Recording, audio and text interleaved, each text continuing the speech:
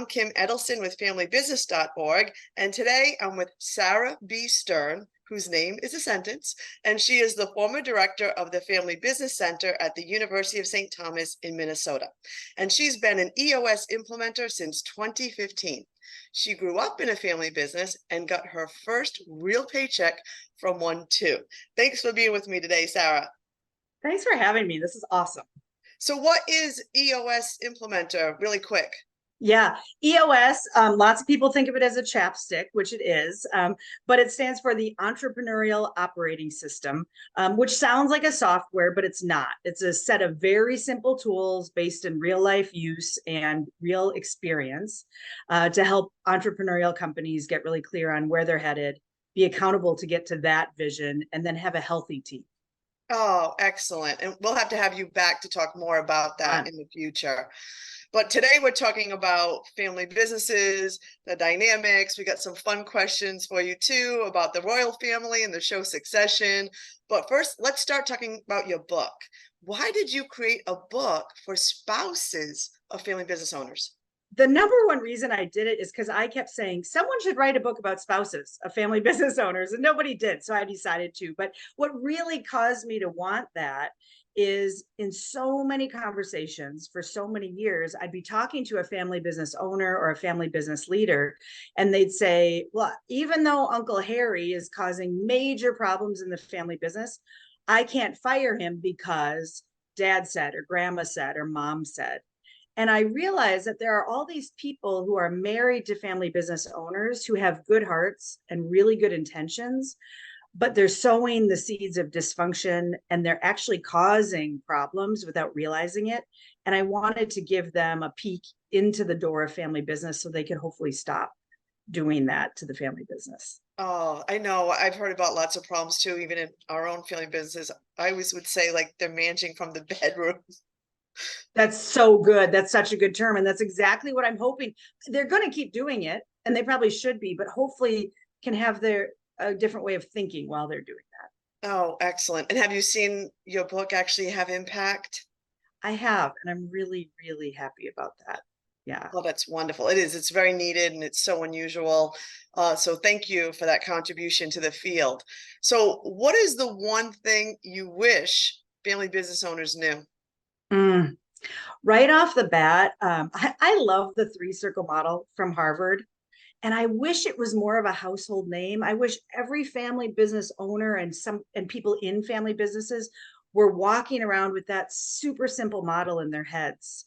I wish they were walking around thinking we need to have a meeting around, like if you imagine each of the circles in the three-circle model as a table, we've got to go sit around the family table for that issue, or we've got to go sit around the business table or the ownership table. I wish they just had that in their heads as a tool, always, always, always in the way they're thinking.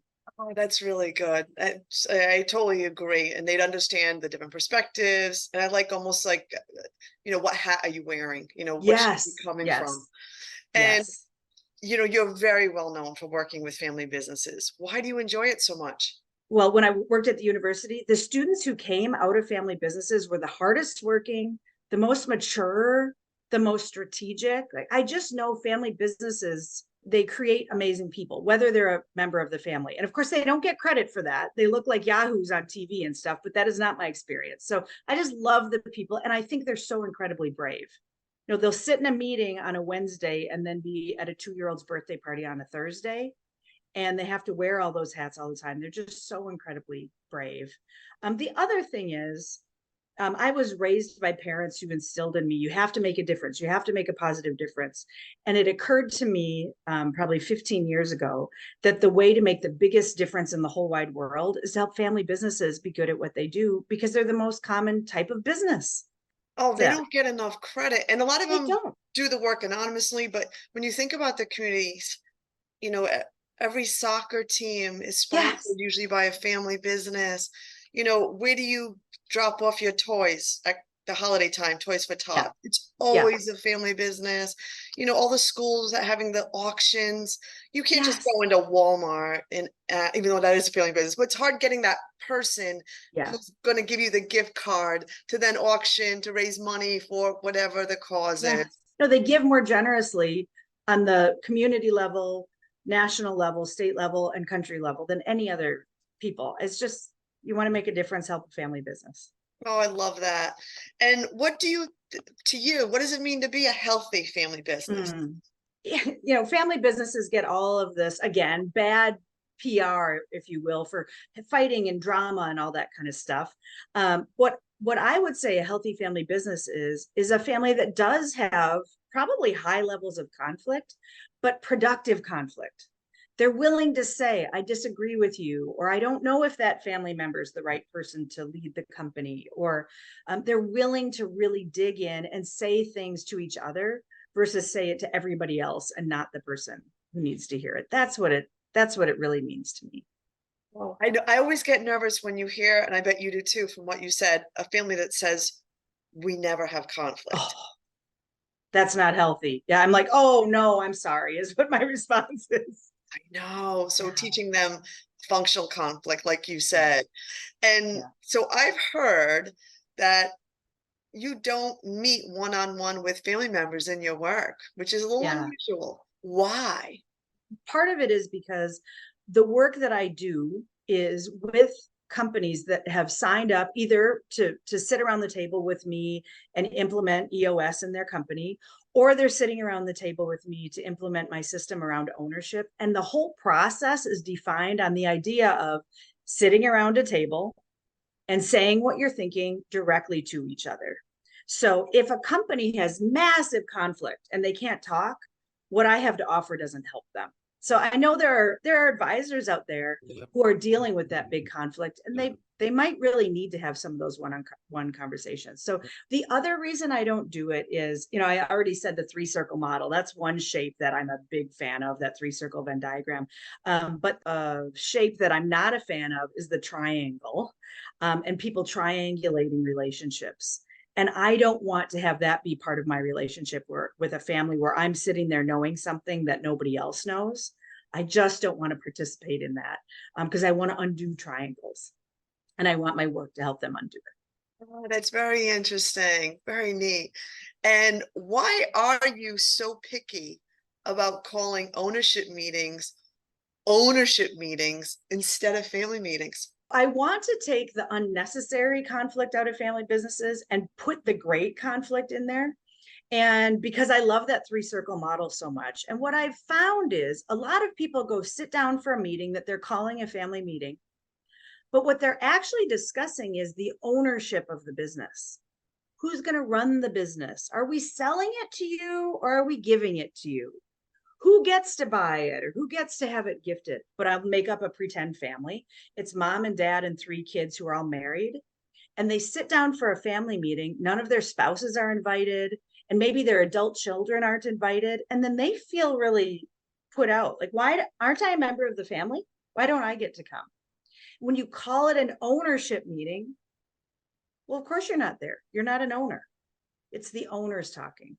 I do think family meetings do need to happen. I want people to have family meetings, but there, all the spouses, all the kids, everybody should be around. And that's where you can discuss who's going to own the house, who's going to own the cabin, who's going to own the, whatever. That's the things that I think should be talked about at a family meeting.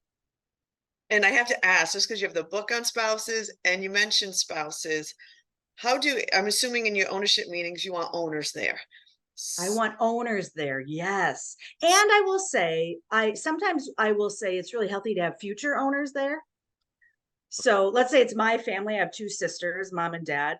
If we thought, we don't own a business, but if we thought the next generation wanted to be owners, even if they weren't, as the advisor, I would say, well, let's bring the next generation owners. There's a whole bunch of kids over the age of 18 in my family. And then others that are teenagers, I'd say, let's bring them in. I don't know of a super amazing, reliable way to learn what it is to be an owner other than sitting around that ownership table and watching it happen. And seeing the responsibility. So Yeah. in managing this, how do you make sure spouses aren't managing from the bedroom?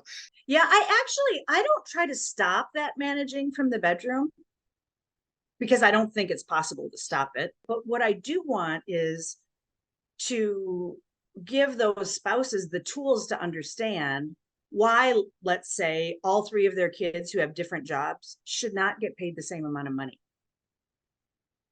I want them to understand why that's actually dysfunctional to do that. I want them to understand why maybe one of their kids got fired or didn't get hired, and how that's actually good for the family. I just want them to really understand that and have the tools so that while they're managing, they're actually managing toward a more healthy family business. So you just brought up a good point. Some families definitely think it's not right to fire a family member, but you think it's okay. So Yeah. why is it okay? And Yeah. families maybe should consider firing a family member. Yeah. Yeah. I feel so strongly that if you think about the three circle model, in the business, I feel really strongly that you should run an excellent business.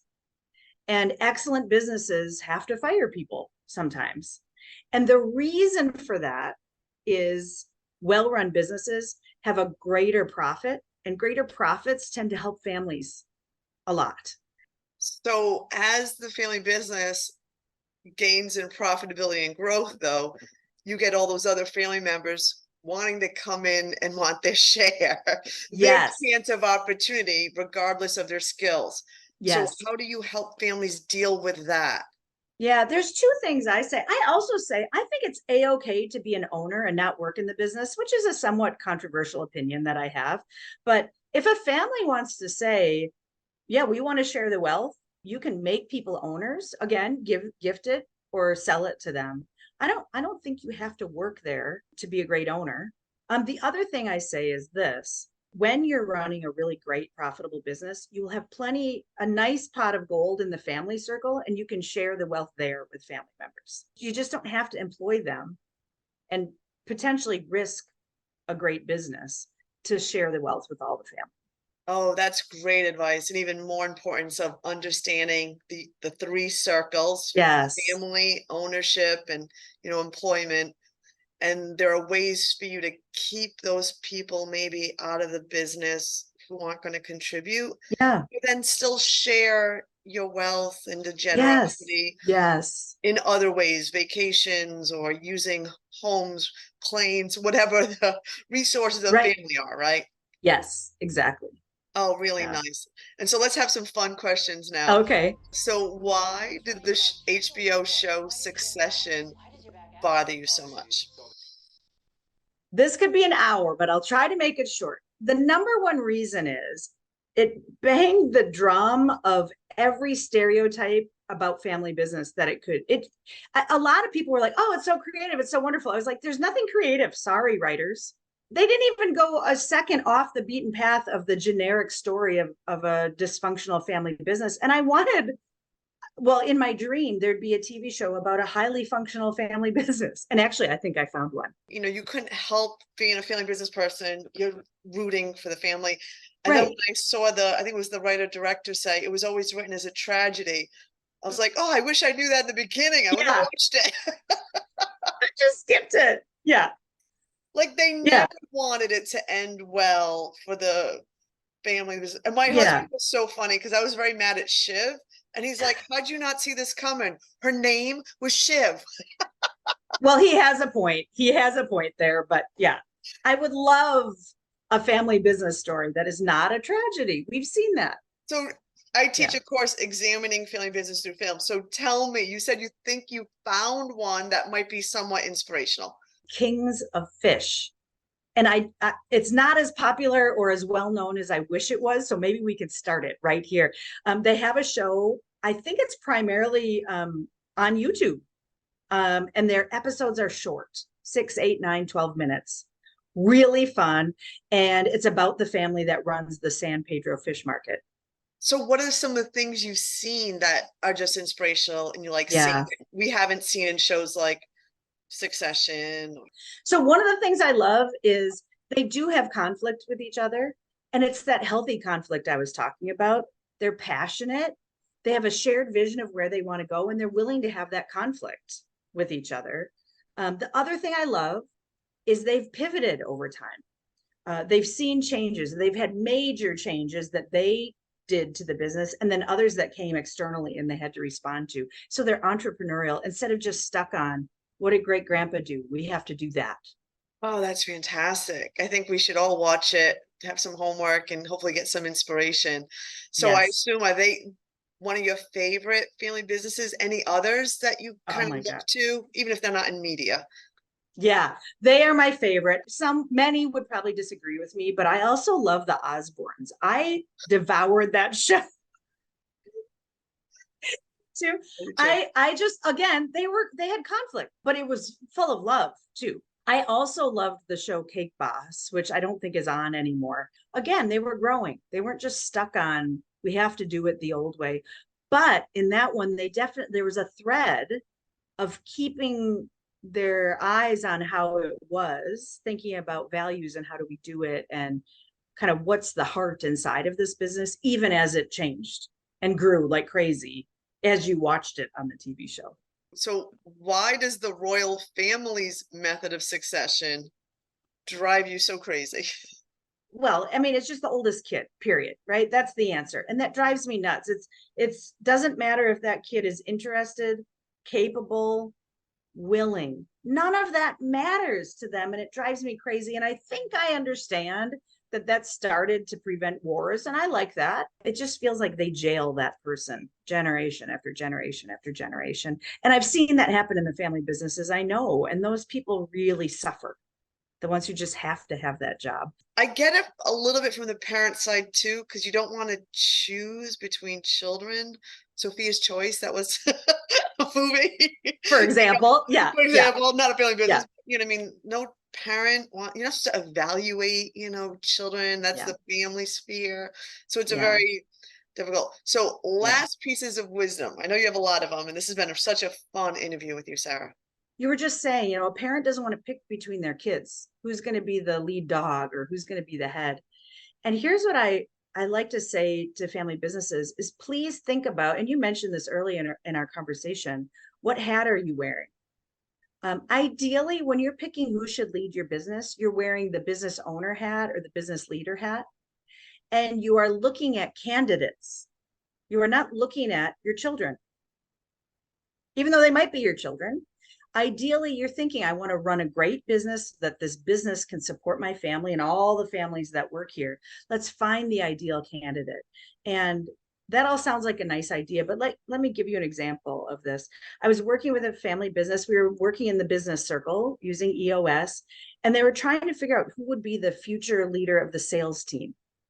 The founder dad had run the sales team for a long time. He was ready to retire, didn't want to do it anymore. They were talking about who would be the ideal person to do it. And one of the daughters raised her hand and said, I really think I could get it. I want it. And I think I have the capacity. I think I can do it.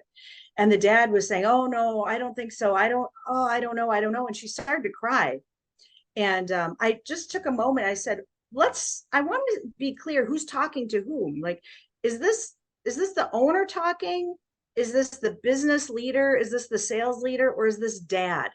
And he said, oh, this is dad. I'm afraid if she has that job, she won't have enough time with her little kids. And I would hate to have her regret that. And then they both cried.